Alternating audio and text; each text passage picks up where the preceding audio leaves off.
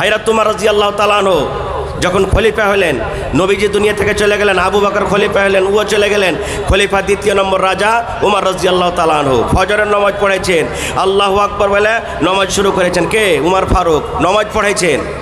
আর একটা গুন্ডা, একটা বদমাইশ, বাস 2 মিনিট, একটা গুন্ডা, একটা বদমাইশ আইসার করে হযরত উমর ফারুকের পেটে দিলে জোর করে একবারে ছোরা ভরে, এমন জোরে ছোরা ভরলে সুবহানাল্লাহ পেট ফুটা হয়ে গেল, একবারে ছোরা এই পার ওপার হয়ে গেল।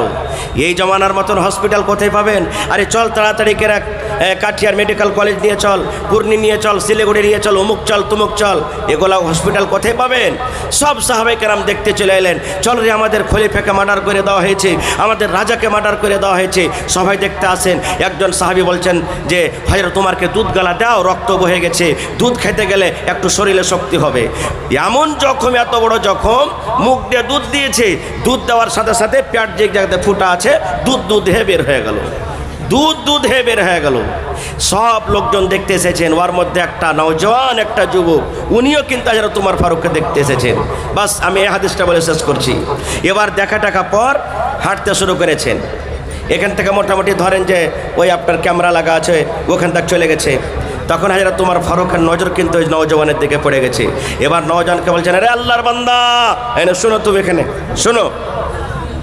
ওই লোকটা হযরত উমর ফারুকের পাঞ্জরে চলে এসেছেন। আসা পর তখন বলছে, আমিরুল মোমিনিন কি বলছেন? এবার হযরত উমর রাদিয়াল্লাহু তাআলা আনহু কি বলছেন শোনেন বন্ধুরে। হযরত উমর বলছেন, এরে আল্লাহর বান্দা, তুমি উমরকে দেখতে এসেছো।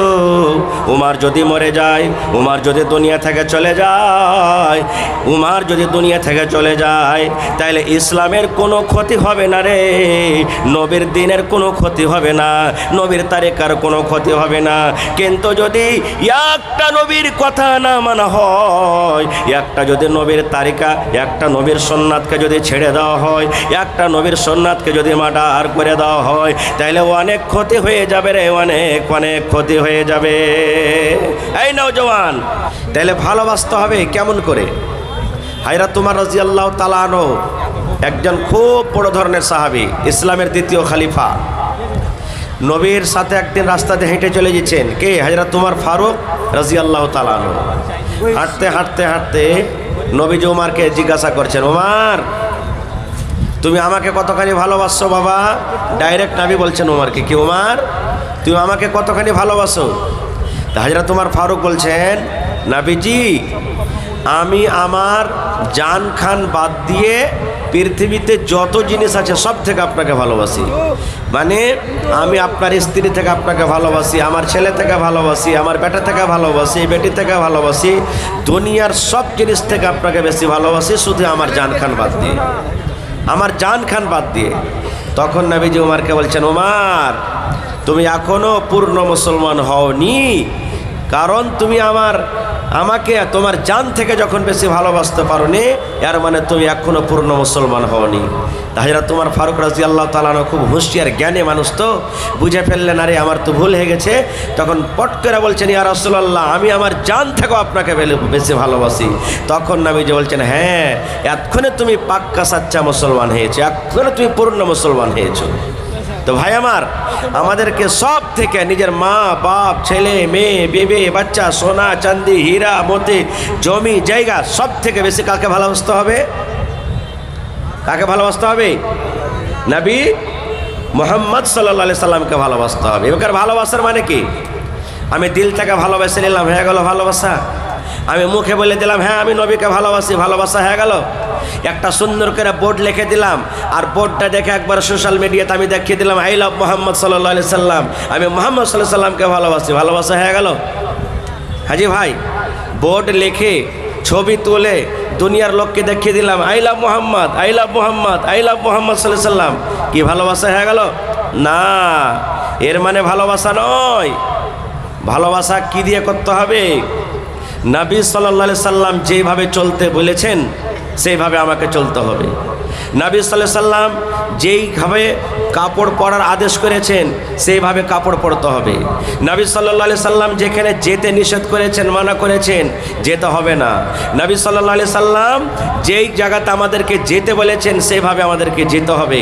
অর্থাৎ আমার খাওয়া, পরা, চলা, ফিরা, লেনদেন, কিনা বেচা, ইবাদত যা কিছু আছে কার তারিকা মতন হওয়া চাই? নবী মুহাম্মদ সাল্লাল্লাহু আলাইহি সাল্লামের মতো হওয়া চাই। যখন সমস্ত জিনিস যখন আমি করব তখন আমার জন্য এটা সভ্য যে আমি বলি যে আই লাভ মুহাম্মদ সাল্লাল্লাহু আলাইহি সাল্লাম, তখন নিজের জায়গাতে ঠিক থাকবে। আর আমলের দিক দিয়ে নাই আর বলছে আই লাভ মুহাম্মদ সাল্লাল্লাহু আলাইহি সাল্লাম, তো চলবে? একটা হাদিস বলছি ভাই, এদিকে দানে কিন্তু হুড়াহুড়ি আছে। সাহাবায়ে কেরাম নবীকে কত ভালোবাসতেন, একটা মাত্র হাদিস। এখানে হাজি সাহেব যারা আছেন, মসজিদে নববী দেখেছেন আপনারা অবশ্যই, যারা হাজি সাহেব বা সৌদি যারা গেছেন, মদিনাতে মসজিদে নববী আছে। আল্লাহু আকবার বলে নবীজি ইমাম নামাজ শুরু করেছেন, সহিহ বুখারী শরীফের হাদিস।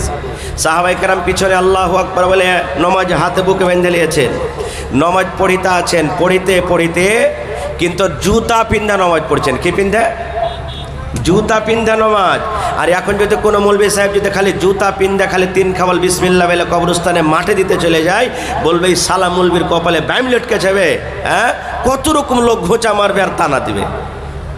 খারজা হোক, আমি মশলা বয়ান করতে আসি না আপনাকে, আমি শুধু বলতে চেয়েছি যে সাহাবায়ে কেরাম নবীকে কেমন ভালোবাসতেন। জুতা পিন্ধা নামাজ পড়ছেন, নবীজি জুতা পিন্ধা আছেন, সাহাবায়ে কেরামও জুতা পিন্ধা নামাজ শুরু করে দিয়েছেন। আল্লাহু আকবার বলে নামাজ শুরু হয়ে গেছে। নামাজ পড়তে পড়তে পড়তে নামাজের মধ্যখানে, নামাজের হালাতে সালাম এখনি ফিরেনি, নবীজি নিজের জুতা খুলে সাইডে হটিয়ে দিলেন। এবার সাহাবায়ে কেরাম যারা পিছনে আছে এরা দেখলে যারে আমাদের নবী নমাজের হালাতে জুতা হটিয়ে দিলে, তো আমরাও জুতাটা খুলে হটিয়ে দিয়ে মনে হয় এতদিন জুতা পিন্ধে যাইছিল, এখন আল্লাহ হারাম করে দিলে, তাই এখন মনে হয় আর চলবে না। তখন সাহাবায়ে কেরাম দেখা দেখি জুতা খুলে দিলেন। নমাজ শেষ হলো, সালাম ফেরা হলো, নবীজি মুক্তাদের দিকে দেখছেন, মুখ করে বসলেন। দেখছে ওরে সুবহানাল্লাহ, আমার যত সাহাবীরা বসে আছেন পিছনে সব জুতা খুলে দিয়েছে। নবী তখন বলছেন যে হ্যাঁ রে বাবা, কি ব্যাপার তোমরা জুতা খুলে দিয়েছো, কারণটা কি? জুতা পিন্ধা নামাজ শুরু করেছো, আবার তোমরা এখন সব জুতা খুলে দিয়েছো। তখন সাহাবীরা কি বলছেন জানেন? আল্লাহর নবী গো, আপনি নামাজ যখন শুরু করলেন আমরাও নামাজ শুরু করলাম। নামাজ যখন আপনি শুরু করলেন আপনার পরনে পায়ে জুতা ছিল, আমরাও জুতা পিনলাম। নামাজ পড়তে পড়তে নবী গো মধ্যখানে আপনি জুতাকে খুলে দিলেন, জুতা হটিয়ে দিলেন। আমরা মনে মনে ভাবলাম আল্লাহজি, এতদিন মনে হয় জুতা পিন্ধে নামাজ পড়া যায় ছিল, হালাল ছিল। এখন আল্লাহ রাব্বুল আলামিনের পক্ষ থেকে নবীকে ওহী হয়েছেন, আদেশ হয়েছেন আর জুতা পিন্ধে নামাজ পড়া চলবে না। এই জন্য নবী গো আপনি যে জুতাটাকে খুলে সাইডে করে নিয়েছেন, এই জন্য আমরাও নিজের জুতাকে খুলে নিয়েছি। যে নবীকে আমরা খুলতে দেখলাম, নবী নামাজের হালাতে জুতা খুলে নিলেন, আর মনে হয় আজকের পর জুতা পিন্ধে আর চলবে না, জুতা পিন্ধে নামাজ পড়া আর চলবে না, এই জন্য আমরা জুতা খুলে দিলাম। যখন এই কথাটা নবী আমার শুনলেন, নবী আমার বললেন, হে আমার সাহাবীরা, জুতার অবস্থাতে আমি ছিলাম আর পরে নামাজের মধ্যখানে জুতাকে খুলে দিলাম। নামাজ তুমি যখন পড়িতে আসবে জুতা পিন্ধে তুমি পড়িতে পারো, হারাম হয়নি, কিন্তু আমি এই জন্য জুতাটা খুললাম।